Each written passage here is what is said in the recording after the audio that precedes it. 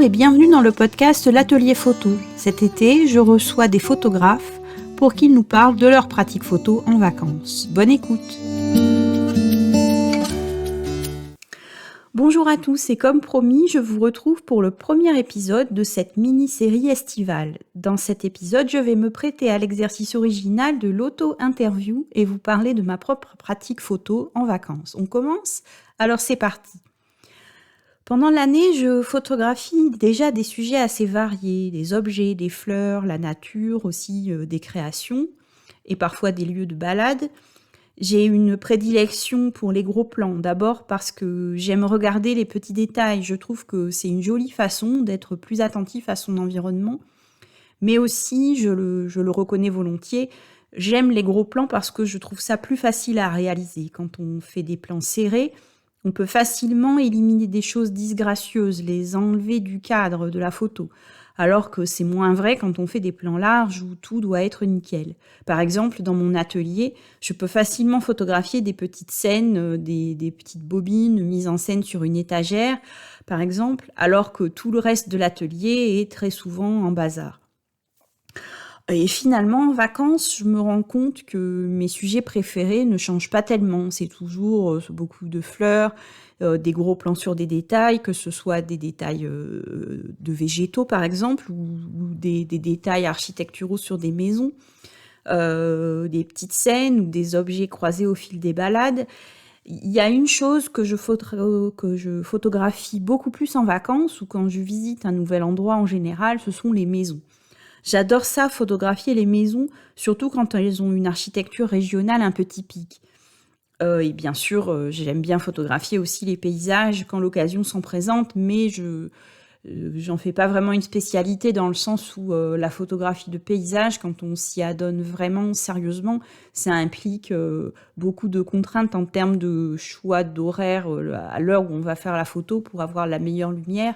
Et c'est vrai que ça se prête pas toujours à des vacances en famille où on visite des endroits pas forcément à l'heure la plus adéquate pour la photo. Mais bon, j'aime bien quand même photographier les paysages, évidemment. Je pense que la grande différence avec le reste de l'année, c'est qu'en vacances, je prends encore plus de photos que d'habitude. Pendant l'année, j'en fais déjà beaucoup, mais en vacances, mon appareil photo, littéralement, il ne me quitte jamais. En plus, j'ai pris l'habitude depuis plusieurs années de partager mes carnets de vacances sur mon blog. Et du coup, j'essaye de varier les types de prises de vue. Par exemple, quand je vais à la mer, je vais faire des plans larges de la côte, mais j'aime bien aussi photographier des détails quand l'occasion s'en présente. Un coquillage en gros plan, des empreintes d'oiseaux sur le sable. Une fois, j'ai même poussé le vice à ramasser quelques coquillages et à les disposer joliment pour la photo. Les gens ont dû se dire, ceux qui éventuellement y ont fait attention, ont dû se dire que j'étais un peu folle. Mais bon, peu importe, je m'étais bien amusée à faire cette petite mise en scène en direct sur la plage. Il y a plein de choses à photographier en fait, quel que soit l'endroit où on se trouve, qu'on soit chez soi, qu'on soit évidemment en vacances. Et au final, essayer de varier au maximum les sujets photographiés, les cadrages, la composition, ça me permet de créer des carnets de voyage que je suis ensuite très contente de partager sur mon blog. Ça fait plusieurs années que je fais ça et ça m'a permis de vraiment améliorer ma pratique et d'aiguiser mon regard. Ça c'est sûr, parce que j'ai essayé justement de proposer après une série de photos qui ait un sens présenté tout ensemble dans mon article. Donc je profite aussi des vacances, bien sûr, pour photographier ma famille, même si par principe, je ne partage jamais les photos de mes enfants sur les réseaux sociaux. Alors c'est vrai que parfois, je triche un petit peu en les photographiant soit de dos, soit en photographiant leurs mains. Donc quand on se promène en fait en vacances, mon appareil, je l'ai toujours sous la main et je photographie à la fois mes enfants ou les scènes ou les objets qu'on croise et qui me parlent, les paysages, etc. Et ensuite, une partie des photos serviront à illustrer mon blog et d'autres rejoindront l'album de famille. Donc mais je fais ça ensemble en fait. Je fais pas des séances spécifiques pour le blog et d'autres séances de photos de famille. On se promène et je fais l'ensemble des photos pendant la balade en fait. Alors C'est vrai que c'est plus facile d'être inspiré quand on visite des lieux nouveaux, puisque tout, dans ce cas-là, se prête à être photographié, tout est nouveau. À la limite, on serait presque dans l'excès inverse où on veut tout photographier. Mais personnellement, c'est un peu plus compliqué pour moi quand je vais en vacances dans des lieux que je connais déjà. C'est un peu paradoxal parce que quand je suis chez moi, j'ai aucun problème à photographier toujours la même chose. D'ailleurs, quand on était en confinement l'année dernière et puis aussi cette année, je me suis pas sentie frustrée par rapport à ce que je pouvais photographier chaque jour. Mais par contre, en vacances, c'est vrai que dans des lieux que je connais bien, j'ai vraiment l'impression de tourner en rond, de faire toujours les mêmes photos d'une année sur l'autre.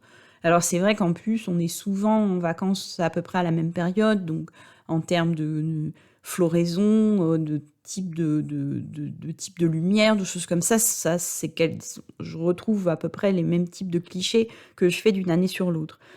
Et il y a quelques années, j'avais tenté une autre approche pour mes photos de vacances. À l'époque, je participais à un challenge photo et j'avais tiré au sort en fait 10 thèmes extraits de ce challenge. Donc ça correspondait à un thème par jour de vacances. Par exemple, il y avait les premiers plans flous, les compositions décentrées, enfin ce genre de thème. Et donc, et donc je me suis obligée à faire au moins une photo par jour correspondant à un de ces thèmes. Donc j'avais 10 thèmes, donc 10 photos, ou plus, mais au minimum une photo pour chacun des thèmes. Et en fait, j'étais plutôt contente du résultat parce que justement, ça m'a permis de faire des photos un petit peu différentes de ce que je faisais les années précédentes, donc des points de vue ou des cadrages différents. J'avais d'ailleurs publié un article sur mon blog avec cette série de photos et je vous mets le lien dans les notes de l'émission si vous voulez regarder. Alors côté matériel, donc j'ai un hybride Olympus depuis quelques années. Je l'avais justement choisi pour sa légèreté parce que trimballer le réflexe autour du cou toute la journée, ça avait fini par me causer des douleurs dans le cou et dans les épaules avec la quarantaine qui arrive, enfin qui arrivait à ce moment-là. Et du coup, enfin pour ça les hybrides c'est vraiment top parce que les objectifs aussi sont souvent beaucoup plus légers. Et du coup, ça permet d'avoir du matériel pas aussi léger que des compacts, mais quand même moins lourd que des réflexes classiques. Donc ça, c'était vraiment bien. Donc jusqu'à présent, j'emportais toujours mon boîtier avec mes 2-3 objectifs, mais là, je commence à avoir pas mal d'objectifs, donc je vais pas pouvoir toujours tout prendre. Mais je vais pas pouvoir tout emmener à chaque fois, donc je vais devoir un petit peu choisir en fonction du type de balade que je fais. J'utilise assez peu mon smartphone en vacances parce que, comme je le disais, j'aime bien les gros plans, donc j'utilise beaucoup mon zoom. Et avec le smartphone, je suis toujours frustrée de ne pas pouvoir zoomer dans l'image. On peut pas toujours se rapprocher suffisamment. Et du coup, je suis jamais satisfaite en fait des photos. Je suis toujours frustrée des photos réalisées avec le smartphone parce que j'arrive pas à faire les gros plans que j'ai l'habitude de faire. Alors c'est vrai que je pourrais utiliser le smartphone pour les plans larges, voir les grands angles, les vues grand angle et garder l'hybride pour les gros plans. Mais je trouve plus pratique, je suis plus à l'aise de tout faire avec l'appareil photo et surtout de faire des photos avec le smartphone et puis après des photos avec l'appareil photo, ça fait avoir des photos à 2 endroits différents, sur 2 supports différents, donc je trouve pas ça très pratique. Mais c'est aussi une question d'habitude, hein, bien sûr. Je suis plus à l'aise avec l'appareil photo, donc je préfère utiliser celui-là, sauf cas particulier. Alors parmi les questions que j'ai préparées pour mes invités, il y a aussi la question des réseaux sociaux et du fait est-ce qu'ils font une vraie coupure ou est-ce qu'ils aiment partager leurs photos de vacances. Alors pour ma part, je continue de poster sur Instagram tous les jours, y compris pendant les vacances. La première fois que j'ai fait ça de façon vraiment assidue, c'était en 2017 quand on est parti en vacances aux États-Unis.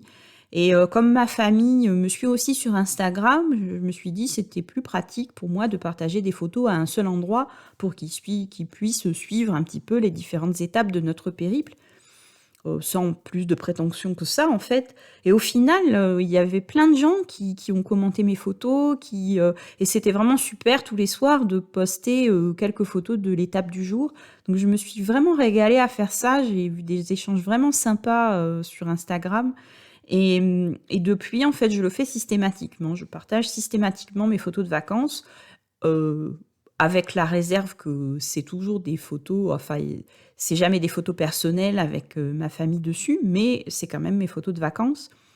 Et ça me permet de continuer à poster tous les jours comme je le fais pendant l'année. En plus, maintenant, comme je suis en reconversion professionnelle et que Instagram me sert de vitrine, enfin, j'utilise de façon professionnelle, évidemment, le fait de continuer à poster sur ce réseau a un intérêt aussi par rapport à cette activité, mais je le faisais déjà avant, en fait, donc ça ne changera pas tellement ma façon de faire par rapport à ça.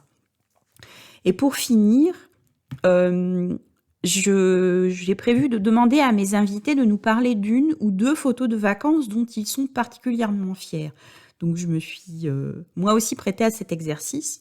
Alors pour moi, il y en a deux des photos dont je voudrais vous parler. La première a été prise le 21 août 2017 en Oregon, donc pendant le voyage aux États-Unis dont je vous ai parlé juste avant. Alors le but de ce voyage, en fait, c'était, entre autres, mais l'objectif premier, c'était d'assister à une éclipse totale de soleil. Alors j'ai raconté tout ça en détail dans un article de blog dont je vous mets le lien en description. Mais en deux mots, j'avais pas prévu de faire des photos au départ, parce que d'abord c'était notre première éclipse totale, avec une phase de totalité de 2 minutes, donc c'est vraiment très très court, et je voulais profiter du spectacle et pas m'occuper des réglages de mon appareil photo. Finalement, j'ai quand même tenté une séance photo. Je me suis dit, je peux au moins photographier la phase partielle parce que ça dure assez longtemps. Et puis je me suis dit, je peux faire des photos, ça passera le temps. En plus, j'avais eu quelques mois avant un petit pied photo pliant, donc je l'ai glissé dans ma valise. Et je me suis dit, je tenterai une séance photo tout au moins de la phase partielle. Ça fera toujours un souvenir. Donc, j'ai photographié la phase partielle et au moment de la phase de totalité, eh bien, les réglages que j'avais pour la phase partielle ont continué à être corrects. Et donc, j'ai continué à faire des photos tout en regardant le spectacle de mes yeux. Sans être trop dérangée par le fait le fait de faire des photos, ça m'empêchait pas de profiter du spectacle, donc j'ai continué à appuyer sur le déclencheur et j'ai obtenu des photos de la phase de totalité où on voit la couronne solaire, les protubérances, et c'est évidemment un super souvenir à la fois que le voyage et l'éclipse, et je suis contente d'avoir réussi à immortaliser ce spectacle en photo. Mais bon, 2 minutes, c'est vraiment trop court, évidemment. Et d'ailleurs, on a prévu de voir d'autres éclipses d'ici quelques années qui seront un petit peu moins loin que celles qu'on a vues aux États-Unis. Mais c'est probablement. Alors, ça, c'est pas vraiment une photo de vacances parce qu'une éclipse, c'est pas un truc classique de vacances. Mais je suis contente d'avoir quand même tenté de faire cette photo et d'avoir un souvenir de ce beau spectacle. Alors la seconde photo est un petit peu moins spectaculaire, mais je l'aime beaucoup parce que c'est pas le genre de photo que je fais d'habitude. C'est une photo de mon plus jeune fils qui saute dans les vagues. La photo a été prise en fin de journée, ce qui donne une teinte très douce en fait. L'écume des vagues a un peu une couleur qui rappelle celle des nuages. Mon fils a les bras écartés, les jambes repliées sous lui, et on a vraiment l'impression qu'il saute au-dessus des nuages. Donc j'aime beaucoup cette photo. Et comme il est de dos, bah, je me suis pas privée pour la partager sur les réseaux sociaux pour le coup. Et elle fait partie de la série de photos dont je vous ai parlé un peu avant, où j'avais relevé un certain nombre de défis photos. Donc le lien aussi pour cette série de photos-là est en description. Pour conclure cet épisode, j'ai quand même été un petit peu bavarde, hein, donc j'espère que j'étais pas trop longue. Donc pour conclure, je dirais que pour moi, photographier en vacances, c'est quelque chose dont je ne pourrais pas me passer. C'est quelque chose que je fais depuis toujours, que je fais de plus en plus, parce qu'entre autres, comme je vous le disais, je profite de ces vacances, ces voyages, pour partager des petits carnets sur mon blog. Et alors bien sûr, c'est une super façon de garder des souvenirs, mais pour moi, c'est aussi une façon en vacances, comme au quotidien, de mieux regarder autour de soi, d'être attentif à ce qui nous entoure, pour ressaisir la beauté, que ce soit les spectacles de la nature ou des petites choses qui rendent le quotidien plus joli, une jolie mise en scène devant une maison, une belle fenêtre, ce genre de choses qui sont vraiment des petits riens et que la photo permet de mettre en valeur. Donc j'espère que cette série estivale vous plaira.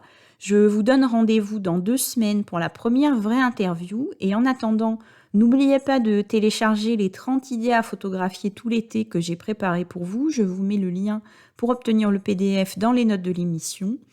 Donc je vous remercie d'avoir écouté ce podcast jusqu'au bout et je vous dis à très bientôt pour un nouvel épisode.